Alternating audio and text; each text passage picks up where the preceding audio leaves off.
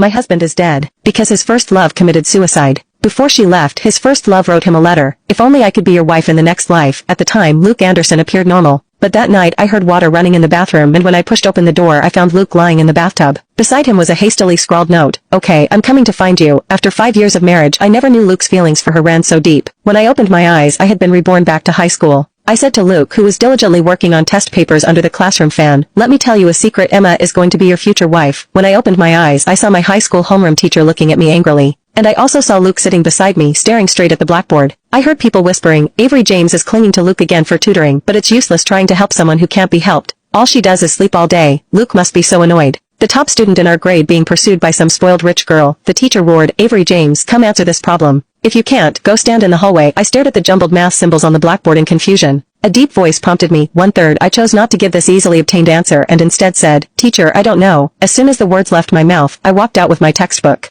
I caught Luke's bewildered expression. It was simple. The answer came from Luke and I didn't want it. After class I had been standing for an entire period and my legs were sore. I leaned against the wall and kicked my heels. Then I saw Luke walking straight toward me with a practice book. His voice was gentle. Tired? I've explained this problem several times already. This time I've written out all the analysis steps for you to review carefully. Luke smiled softly as he handed me the open practice book with notes written in red pen. The handwriting elegant and neat. But looking at this handwriting I remembered that bone-chilling evening by the sea and his messy, wildly passionate 5 words. I didn't take the practice book and spoke with cold detachment. Luke, you don't need to tutor me after school anymore, and I won't hurt your fragile self-esteem with tutoring fees. Hearing my words, Luke's hand holding the practice book paused slightly. Then the emotion in his eyes receded, and his tone remained gentle. Don't be silly, we're in senior year. If I don't tutor you, who will? Or are you upset because yesterday I told someone I think of you as a sister? Yes, 18-year-old Luke was well aware of my crush, yet yesterday at the stairway corner he casually told others, Avery, I just think of her as my adorable little sister. He raised his hand to pat my head comfortingly, his stern features melting with traces of indulgence. Hypocritical enough to make me sick. I pushed his hand away and said coldly, don't touch me. Luke's expression froze. At that moment a commotion erupted in the hallway. Classmates who had been horsing around suddenly all ran toward the administration office.